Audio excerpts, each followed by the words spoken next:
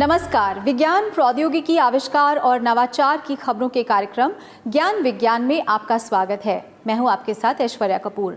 आज के इस अंक में हम बात करेंगे बिना केमिकल रोगाणु रोधक तकनीक यानी यूवीसी आधारित उपकरणों की।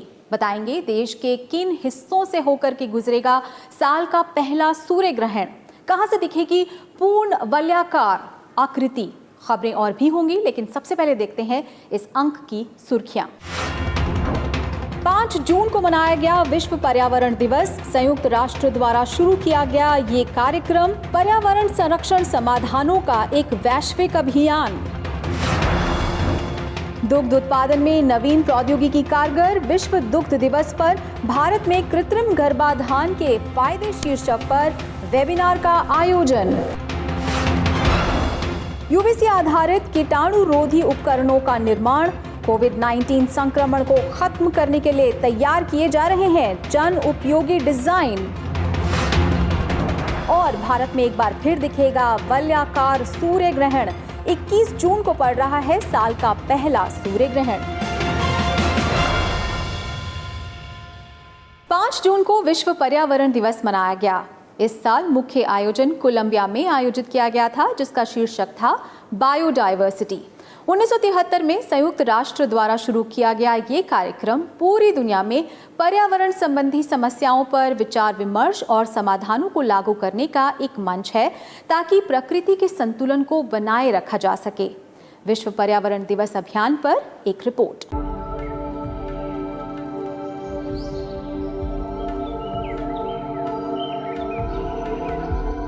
महात्मा गांधी ने कहा था कि पृथ्वी हर मनुष्य की जरूरत को पूरा करती है, लेकिन हर व्यक्ति के लालच को नहीं। मनुष्य के स्वार्थी व्यवहार और लालच ने धरती के पर्यावरण का संतुलन बिगाड़ दिया।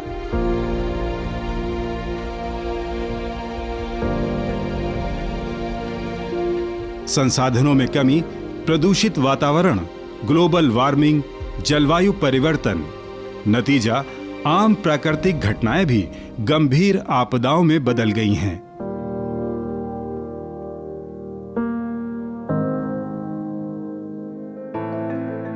इस वैश्विक संकट के प्रति जागरूकता फैलाने और समाधान तलाश करने के लिए हर साल विश्व पर्यावरण दिवस मनाया जाता है।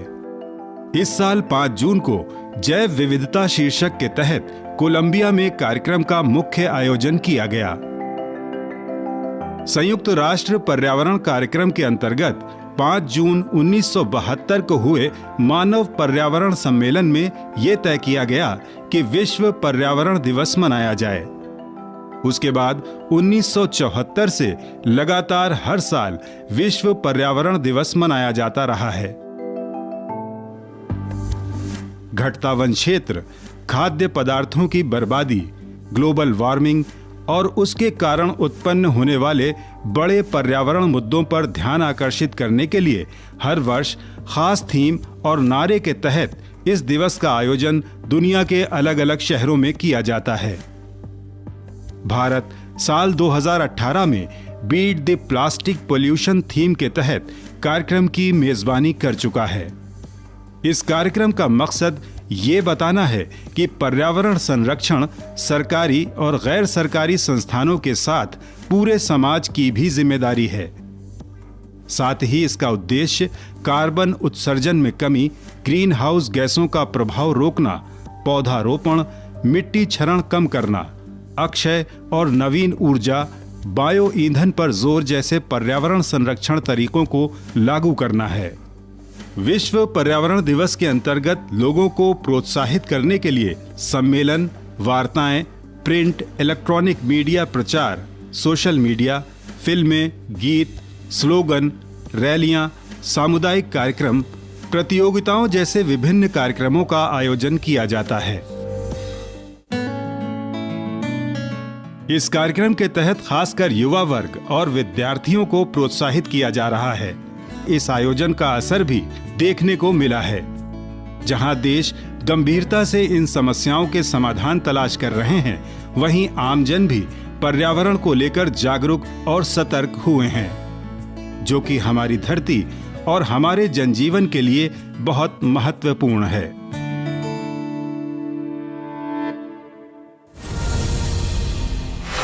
दूध हमारी अहम ज़रूरतों में से एक उत्पाद जो स्वास्थ्य और स्वाद दोनों लाभ देता है। विज्ञान और तकनीक के इस्तेमाल और सही प्रबंधन ने दूध के उत्पादन को बढ़ाने में मदद की और इसी विकास की यादगार के तौर पर 1 जून को विश्व दूध दिवस मनाया जाता है। दुग्ध उत्पादन और डेयरी उद्योग में नवीन प्रौद्योगिकी के योगदान पर ज्ञान विज्ञान की एक रिपोर्ट। मानव ने कब और कैसे मवेशियों से मिलने वाले दूध का सेवन शुरू किया, इसकी शायद ही सही जानकारी हो। लेकिन दूध उच्च गुणवत्ता वाले अनेक पोषक तत्वों से भरपूर प्राकृतिक उत्पाद है, ये हम सब जानते हैं। हर उम्र के लोग दूध का सेवन कर सकते हैं। यही वजह है कि जनसंख्या बढ़ने के साथ साथ दूध की मांग और खपत भी बढ़ती चली गई और उत्पादन तथा मांग के बीच एक बड़ा गैप पैदा हो गया। भारत में इसे दूर करने के लिए 1970 में डॉक्टर वर्गीस कुरियन के नेतृत्व में श्वेत क्रांति का जन्म हुआ, जिसने डेयरी उद्योग को एक सहकारी समिति बनाकर नया आयाम दिया। नए प्रबंधन और नवीन तकनीक के इस्तेमाल ने भारत को दुनिया का सबसे ज्यादा दूध उत्पादन करने वाला देश बना दिया। इस योगदान की याद में डॉक्टर वर्गीस के जन्मदिन पर हर साल 26 नवंबर को देश में राष्ट्रीय दुग्ध दिवस भी मनाया जाता है। इस साल विश्व दुग्ध दिवस के मौके पर भारत में भी राष्ट्रीय डेयरी अनुसंधान संस्थान के नेतृत्व में एक वेबिनार का आयोजन किया गया, जिसमें देश के विभिन्न पशु चिकित्सा और कृषि विश्वविद्यालयों के प्रतिभागियों ने हिस्सा लिया। इस मौके पर भारतीय डेयरी में कृत्रिम गर्भाधान के फायदे पर doctor Verghese Kurien memorial lecture का आयोजन किया गया। This is a great day, and on this day we are paying also a rich tribute to Dr. Verghese Kurian, who has transformed the Indian livestock industry as a whole. That's why he has been named as Milkman of India, and also father of white revolution in the country. ज्यादा दुधारू जानवर के लिए बेहतर नस्ल की जरूरत होती है। कृत्रिम गर्भाधान प्रौद्योगिकी जानवरों की बेहतर नस्ल तैयार करने का ऐसा साधन है जो पूरी दुनिया में इस्तेमाल किया जा रहा है। भारत में भी इस तकनीक से गाय, भैंस और बकरियों आदि की उत्तम नस्लें तैयार की गई हैं। दूध उत्पादन की बढ़ोतरी में इस तकनीक का भी अहम योगदान रहा है।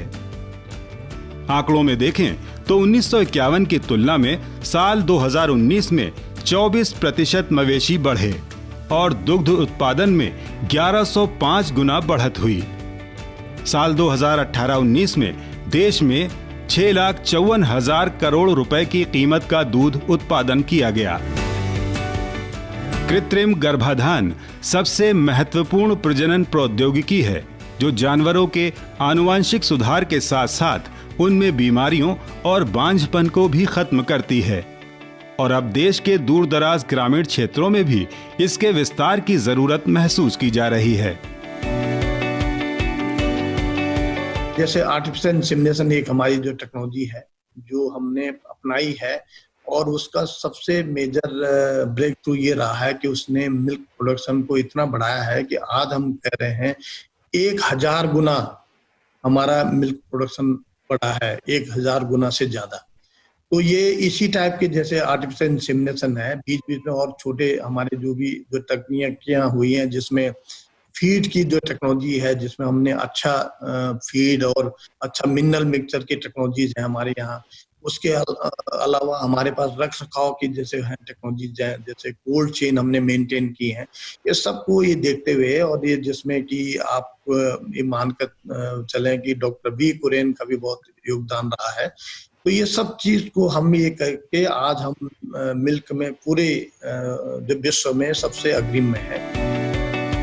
डेयरी उद्योग में बेहतर प्रबंधन, कृत्रिम गर्भाधान और अन्य नवीन तकनीक का इस्तेमाल जिससे डेयरी उद्योग में स्थिरता आई और आज काफी हद तक दूध की मांग और डेयरी प्रोडक्ट उत्पादन के बीच की दूरी को कम किया जा सका है। भारतीय वैज्ञानिक लगातार डेयरी उद्योग के क्षेत्र में प्रौद्योगिकी को और बेहतर बनाने के लिए अनुसंधान कर रहे हैं और नवाचार पर जोर दिया जा रहा है।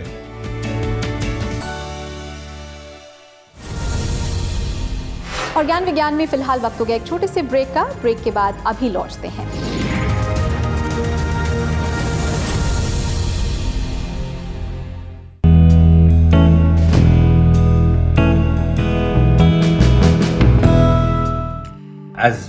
As being a bowler all the time in my life and playing the game, I've always understood the small things has given me success. Like for instance, the angle of my run-up, the speed of my run-up, the point of release, and so on for different variations to get the desired result. Likewise, in this juncture where we are standing against this battle, against this COVID-19 virus, it's important to take these small steps, but very definitive steps. For example, when we are headed out, it's important to maintain social distancing at least 6 feet from another individual on the road or in the shop or wherever it is, and make sure we wash our hands regularly, keep it as clean as possible all the time when we are touching our faces, and finally we must also ensure that we are wearing masks when we are headed out to make essential shopping or going out on work or anything like this. These are small steps, but remember, small steps in my bowling has always given me success. Likewise, these small steps will keep you safe against this virus.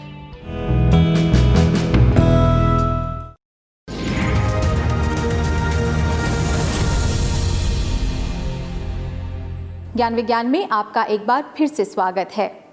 Ultraviolet C wavelength लंबे समय से रोगाणु रोधक के तौर पर इस्तेमाल की जाती रही है। मौजूदा महामारी के दौरान कई भारतीय वैज्ञानिक संस्थानों ने यूवीसी आधारित कीटाणुनाशक मॉडल विकसित किए हैं। कई उद्योग भी अब सुरक्षित और हर जगह इस्तेमाल किए जा सकने वाले उपकरणों का निर्माण कर रहे हैं। यूवीसी उपकरण कैसे बन रहे हैं और इनका इस्तेमाल कहां-कहां किया जा सकता है, ये जानने के लिए हमारी टीम ने दौरा किया एक उपकरण निर्माण कंपनी का। एक रिपोर्ट।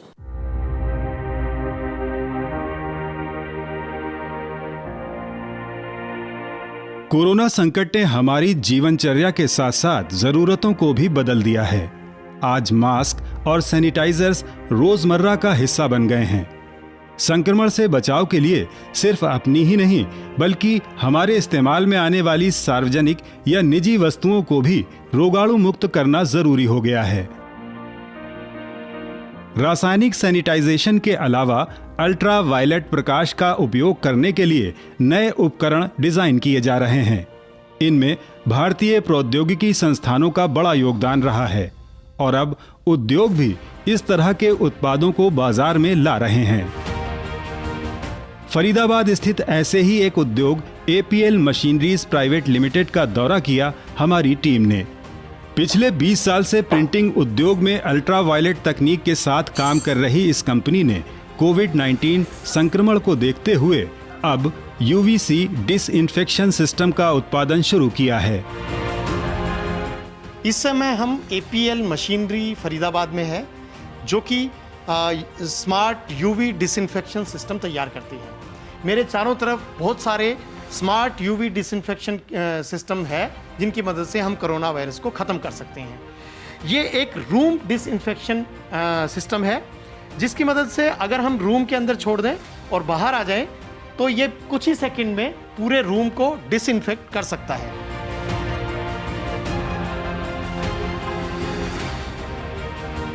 प्राकृतिक तौर पर सूर्य की किरणों में पाए जाने वाले अल्ट्रा वायलेट प्रकाश को दशकों पहले प्रयोगशाला स्तर पर बनाकर अन्य उपयोगों सहित कीटाणुनाशक के तौर पर इस्तेमाल किया जाता रहा है।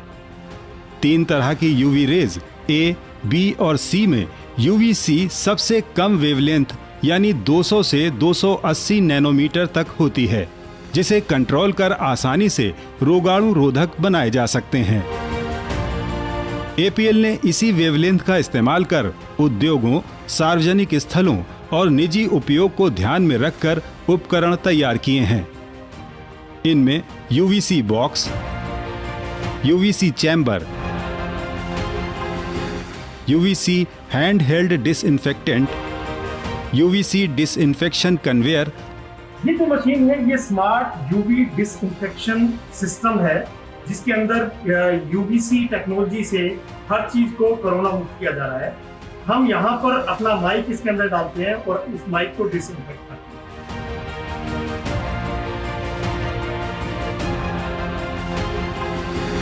और यूवीसी ब्लास्टर लैंप शामिल हैं, जिन्हें रक्षा अनुसंधान एवं विकास संगठन और भारतीय प्रौद्योगिकी संस्थान दिल्ली द्वारा परखा जा चुका है।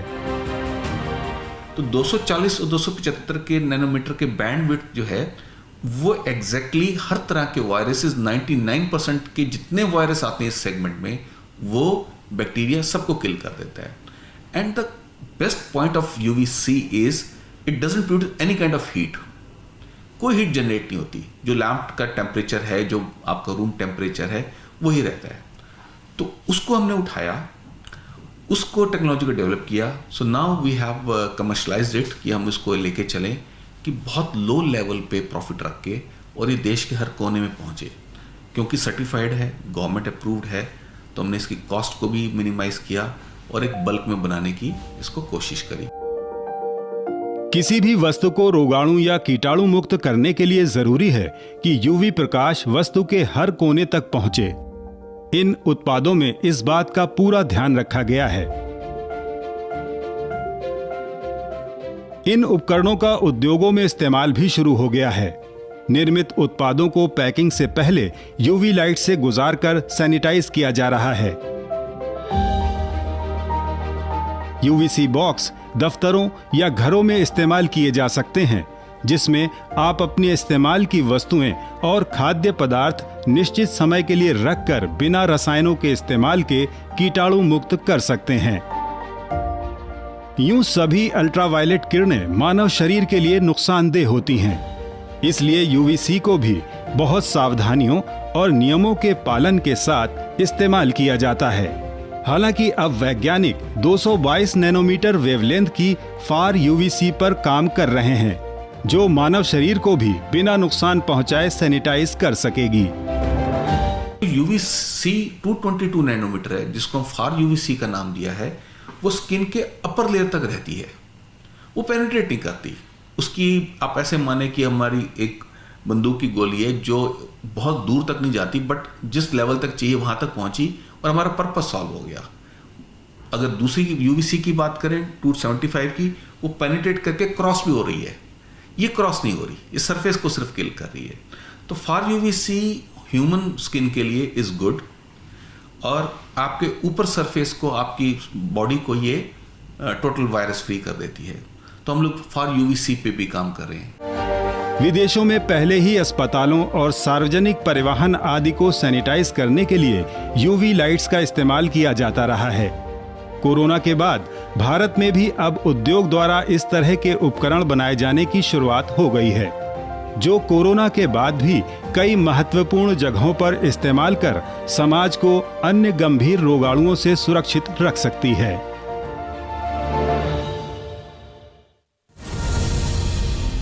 और वक्त एक और छोटे से ब्रेक का है, लेकिन आप कहीं मत जाइएगा, अभी लौटते हैं।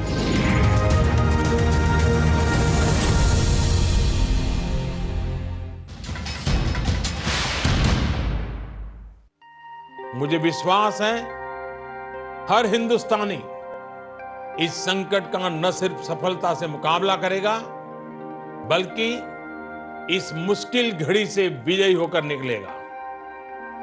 आप अपना ध्यान रखिए, अपनों का ध्यान रखिए और आत्मविश्वास के साथ कानून नियमों का पालन करते हुए, पूरी तरह संयम बरतते हुए विजय का संकल्प करके हम सब इन बंधनों को स्वीकार करें।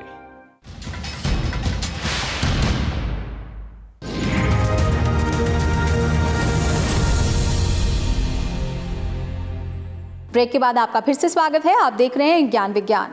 भारत इस साल के पहले सूर्य ग्रहण का नजारा करने जा रहा है। 21 जून को पड़ने वाला ये सूर्य ग्रहण वलयाकार होगा। इससे पहले 26 दिसंबर 2019 को ऐसा ही सूर्य ग्रहण देखा गया था। पूर्ण वलयाकार आकृति की मार्ग लाइन भारत के राजस्थान, हरियाणा, उत्तराखंड और उत्तर प्रदेश के कुछ हिस्सों से गुजरेगी और देश के बाकी हिस्सों में आंशिक सूर्य ग्रहण देखा जा सकेगा। सूर्य ग्रहण पर ज्ञान विज्ञान की एक रिपोर्ट।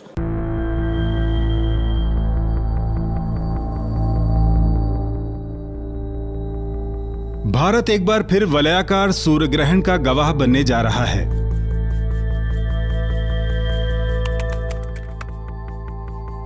इक्कीस जून 2020 को पड़ने वाला ये ग्रहण 6 महीने के अंतराल पर दूसरा सूर्य ग्रहण होगा जो भारत से देखा जा सकेगा। इससे पहले 26 दिसंबर 2019 को भारत में वलयाकार सूर्य ग्रहण देखा गया था। 21 जून को सुबह 10:12 पर भारत में सूर्य ग्रहण की शुरुआत राजस्थान के घरसाना से होगी और 11:50 पर वलयाकार आकृति बननी शुरू होगी। पूर्ण वलयाकार आकृति के मार्ग की ये लाइन राजस्थान के बाद हरियाणा के कुछ क्षेत्रों से होते हुए उत्तर प्रदेश के बेहट को टच करेगी और यहां से उत्तराखंड में प्रवेश कर जाएगी। देहरादून, चंबा होते हुए जोशीमठ में 1:54 पर भारत से ये लाइन बाहर हो जाएगी। देश के बाकी हिस्सों से आंशिक ग्रहण देखा जा सकेगा। कभी भी सूर्य ग्रहण के समय सूर्य को सीधे तौर पर न देखें, क्योंकि इससे निकलने वाली किरणें आपकी आंखों को गंभीर नुकसान पहुंचा सकती हैं। इसलिए जरूरी है कि आप सूर्य ग्रहण के लिए तैयार किए गए चश्मों की सहायता से ही ग्रहण का नजारा करें, या आप कार्डबोर्ड में छेद कर उसके द्वारा सूर्य का प्रतिबिंब किसी दीवार या कागज पर देख सकते हैं। विज्ञान एवं प्रौद्योगिकी विभाग के अंतर्गत कार्यरत संस्था विज्ञान प्रसार ने सूर्य ग्रहण को लेकर ऑनलाइन वर्कशॉप और ऑनलाइन टेलीकास्ट की तैयारी की है। इसके बारे में संस्थान की वेबसाइट vigyanprasar.gov.in पर विस्तृत जानकारी उपलब्ध है। विज्ञान प्रसार की तरफ से इस वलयाकार सूर्य ग्रहण के लिए कई सारे प्रयास किए जा रहे हैं। हम ये इच्छा रख रहे हैं कि 21 तारीख को वलयाकार सूर्य ग्रहण का जो क्षेत्र है, जिसमें हमने जैसे कहा राजस्थान, हरियाणा, उत्तराखंड, उत्तर प्रदेश का छोटा सा इलाका, उस जगह पर जाके आप लोगों को ये वलयाकार सूर्य ग्रहण का नज़ारा दिखाने के लिए हम वेबसाइट पे, फेसबुक पेज पे, यूट्यूब पे, हमें जहाँ पर भी वेबकास्टिंग फैसिलिटी उपलब्ध होगी, हम आपको ये जो नज़ारा है आप लोगों को लाइव दिखाने की हम कोशिश करने वाले हैं। जब सूर्य, चंद्रमा और धरती एक सीध में आ जाते हैं, उस वक्त चंद्रमा की छाया पृथ्वी पर पड़ती है। इसे सूर्य ग्रहण कहा जाता है। यानी धरती से देखते वक्त चंद्रमा एक तरह से सूर्य को थोड़ी देर के लिए ढक लेता है। जैसा कि हम सब जानते हैं, धरती सूर्य के चक्कर काटती है और चंद्रमा धरती के आसपास घूम रहा है। इसलिए हर महीने की अमावस्या को ये स्थिति बनती है जब चंद्रमा सूर्य और धरती के बीच आता है। लेकिन हर बार सूर्य ग्रहण नहीं होता, क्योंकि पृथ्वी और चंद्रमा एक समान तल पर चक्कर नहीं लगाते। चंद्रमा की कक्षा 5 डिग्री पर झुकी होती है। इसलिए हर बार चंद्रमा के बीच में आने पर उसकी छाया धरती पर नहीं पड़ती। ये स्थिति 3 तरह से होती है। आंशिक सूर्य ग्रहण, यानी सूर्य का कुछ हिस्सा चंद्रमा से छिप जाता है। पूर्ण सूर्य ग्रहण, जब चंद्रमा पूरी तरह सूर्य के प्रकाश को रोक लेता है और धरती पर कुछ देर के लिए रात जैसा नजारा हो जाता है। और वलयाकार सूर्य ग्रहण, यहाँ चंद्रमा सूर्य के बीच होता है लेकिन उसे पूरी तरह नहीं ढक पाता। नतीजा, चंद्रमा के चारों ओर सूर्य का हिस्सा नजर आता है और एक रिंग यानी छल्ले सा आभास होता है। ऐसा होता क्यों है? तो जब चंद्रमा धरती के परिक्रमा पथ को सूर्य के साथ एक सीध में काटता है, तब चंद्रमा की छाया धरती पर पड़ती है और इस स्थिति में चंद्रमा की घनी छाया में आए धरती के क्षेत्र से पूर्ण सूर्य ग्रहण देखा जाता है। जब कभी पृथ्वी और चंद्रमा इन कटाव बिंदुओं पर एक साथ न होकर थोड़ा आगे पीछे होते हैं, इस स्थिति में आंशिक सूर्य ग्रहण होता है। धरती दीर्घ वृत्ताकार परिधि में चक्कर काटती है। ऐसे में वो कभी सूर्य से नजदीक होती है तो सूर्य बड़ा नजर आता है, और जब अधिकतम दूरी पर होती है तो सूर्य का बिंब छोटा दिखाई पड़ता है। इसी तरह चंद्रमा और पृथ्वी के बीच की दूरी घटती बढ़ती रहती है। ऐसे में जब चंद्रमा पृथ्वी से अधिकतम दूरी पर हो और पृथ्वी सूर्य के निकटतम, तो एक सीध में आने के बाद भी चंद्रमा पूरी तरह सूर्य को नहीं ढक पाता और सूर्य के बीच नजर आता है। इस स्थिति को वलयाकार सूर्य ग्रहण कहते हैं। एक बात और, चंद्रमा की छाया धरती के सीमित क्षेत्र को ढकती है, इसलिए सूर्य ग्रहण धरती के उसी क्षेत्र में देखा जाता है जिस पर उस समय चंद्रमा की छाया पड़ती है। यही वजह है कि हर बार हर जगह सूर्य ग्रहण नहीं देखा जाता।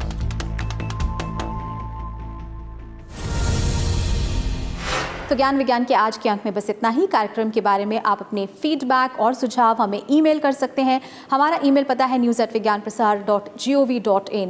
आप अपनी राय हमें डाक के द्वारा भी भेज सकते हैं। हमारा पता है विज्ञान प्रसार 5वां तल, पृथ्वी भवन, लोधी रोड, नई दिल्ली 110003। तो विज्ञान, प्रौद्योगिकी, आविष्कार और नवाचार की ताज़ा जानकारियों के साथ अगले हफ्ते इसी वक्त इसी चैनल पर एक बार फिर होंगे हाजिर। तो बने रहिए हमारे साथ वैज्ञानिक सोच के साथ। नमस्कार।